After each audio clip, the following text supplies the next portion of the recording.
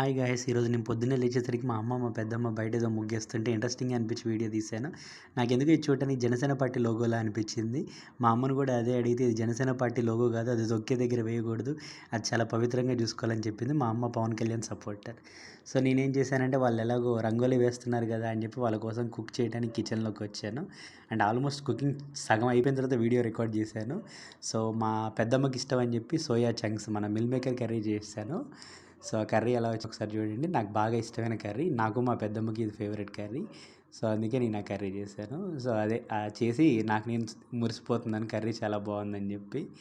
So తినేటప్పుడు మాత్రం curry అనేది చాలా బాగుంది, ఆ వీడియో కూడా వస్తుంది. సో చూడండి.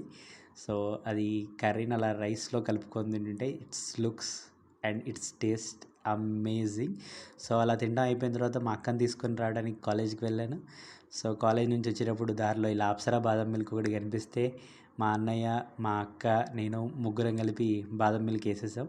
తర్వాత ఇంటికి వచ్చిన తర్వాత మా అమ్మ నా చిన్నప్పుడు షర్ట్స్ 2 తీసి బయట పెట్టింది. ఇది ఐ థింక్ నేను 7th మంత్లో వేసుకున్నానట. చూడండి షర్ట్ ఎంత బాగుందో. మా అమ్మ జాగ్రత్తగా దాచిపెట్టి రేపు నీ కొడుకు కూడా ఇదే వేసుకోవాలని చెప్పింది. ఇదైతే నేను పుట్టినప్పుడే, జస్ట్ నా హ్యాండ్ అంతే ఉంది షర్ట్, వెరీ క్యూట్గా ఉంది.